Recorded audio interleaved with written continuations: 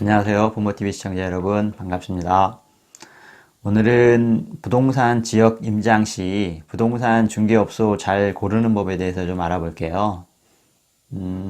우리가 일반적으로 부동산 중개업소를 방문을 할 때 잘 알아서 방문하시는 분도 계시지만 일반적으로 어느 중개업소를 들어가서 어떻게 물어봐야 될지 어려워하시고 고민하시는 분들이 의외로 주변에 많이 있더라고요. 그래서 오늘은 그 중개업소 잘 고르는 법에 대해서 알아볼 텐데요. 일반적으로는 인터넷 검색을 하고 간단한 전화 통화를 한 다음에 예약 방문을 하는 게 가장 효과적이라고 볼 수 있습니다. 인터넷 검색을 해서 중개업소 뭐 서너 곳 정도 통화를 한번 해보고 그 중개업소의 실력이라든지 그 중개업소의 친절성 이런 걸 미리 알아보고 방문을 하는 게 낫고요.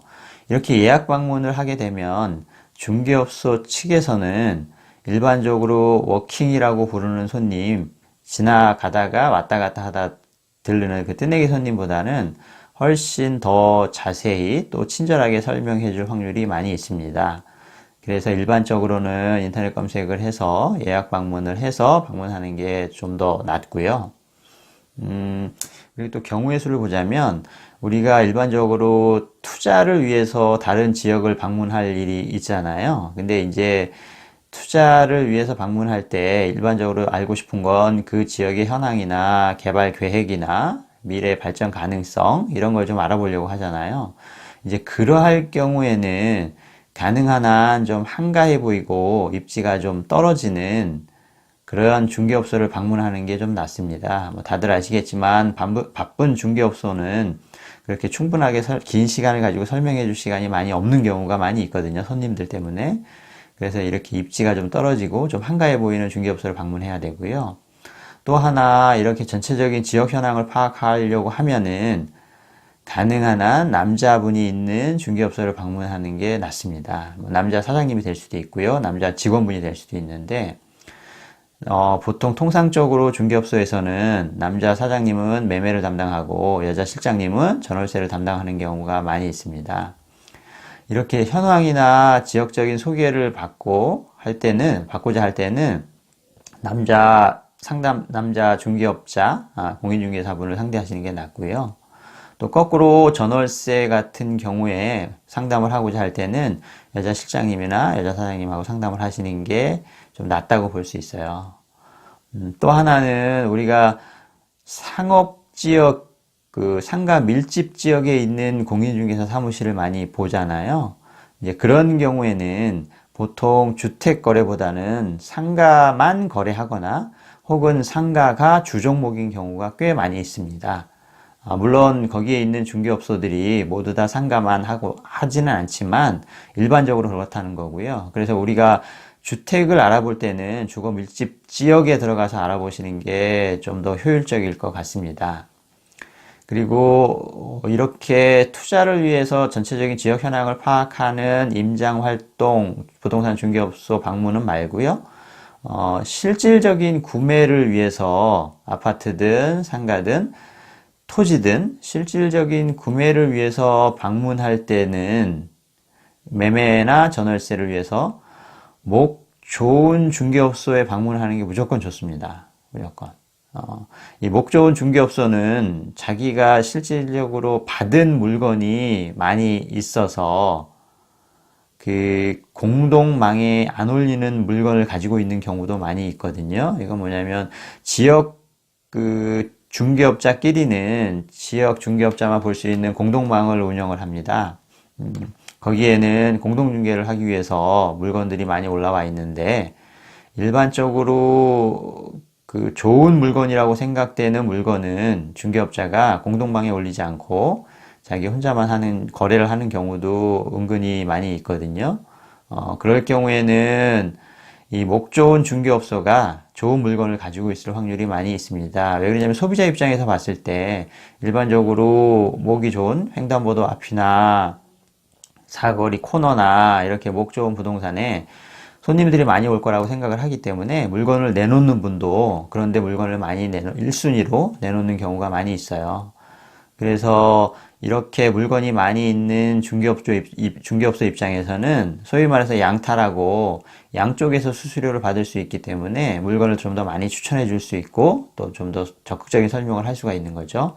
물론 목이 안 좋은 중개업소라고 해서 물건이 없는 건 아니지만 아무래도 상대적으로 공동망으로 볼 수 있는 공동중개를 할 수 있는 물건 말고 자기가 보유한 물건은 상대적으로 목 좋은 중개업소에 비해서 많이 좀 딸린다고 할 수 있습니다.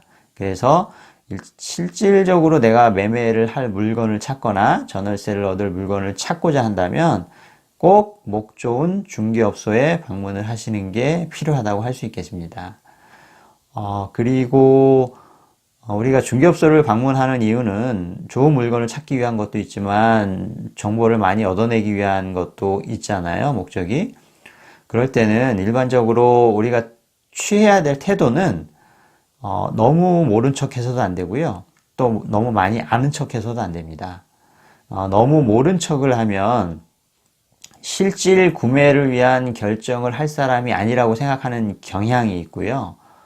또 너무 많이 아는 척을 하면 중개업자가 생각하기에 타 지역 중개업자나 혹은 다른 어떤 정보를 얻기 위한 부동산 관련 업자일 거라고 의심을 하는 경우가 꽤 많이 있습니다. 그래서 자기가 가진 정보를 100% 오픈하지 않는 경우가 꽤 많이 있어요.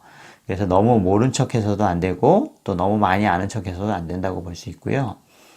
제가 어떤 경우가 있었냐면 의정부 쪽에서 토지를 알아보러 임장 활동을 할 경우가 생겼었어요. 그때 그 어느 중개업소에 방문을 했는데 딱 보기에도 정말 고수처럼 보이는 분이 저한테 몇 마디를 이렇게 툭툭 던지더라고요. 전문 용어를 써가면서. 그래서 처음에는 어떻게 할까 잠깐 고민을 했는데 던져주는 말을 받아서 제가 부동산 전문 용어를 많이 써가면서 응대를 하니까 그때서야 적극적으로 저한테 붙어서 1시간 이상을 자기가 가진 정보를 거의 100%다 쏟아내더라고요.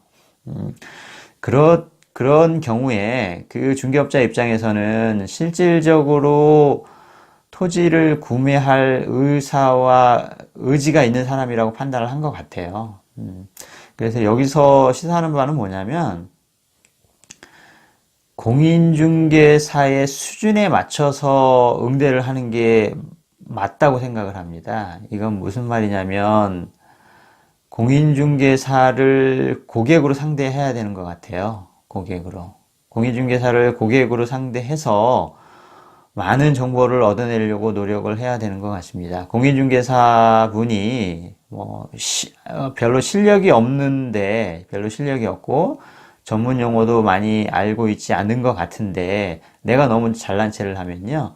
상대방 공인중개사 입장에서는 좀 기가 죽거나 혹은 자기가 알고 있는 지식도 좀 조심해 가면서 얘기를 하는 경우가 있어요.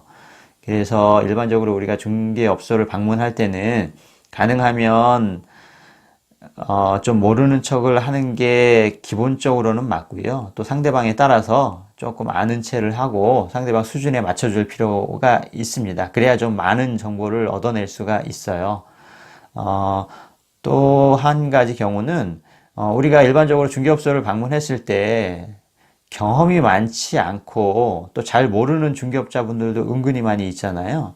이런 분들을 만나게 되면 적당한 이유를 대고 빨리 밖으로 나오는 게 시간을 좀 효율적으로 쓰는 방법인 것 같아요. 우리가 임장 활동하면서 계속적인 시간을 무한히 쓸 수는 없잖아요. 그렇기 때문에 효율적으로 시간을 쓰기 위해서는 좀 아니다 싶은 중개업소를 방문하게 되면 적당한 핑계를 대고 좀 빨리 나오는 것도 하나의 방법이라고 할 수 있겠습니다. 여기까지 부동산 임장을 활동을 할 때 중개업소를 잘 골라서 방문해야 되는 여러 가지 간단한 팁을 알려드렸고요. 이것도 또한 여러분들이 부동산 투자나 임장 활동을 할 때 많은 도움이 되기를 바라겠습니다. 네. 앞으로도 계속적으로 또 많은 성원과 관심 또 부탁드리고 좋아요 또 구독 꼭 눌러주시기 바라겠습니다. 감사합니다.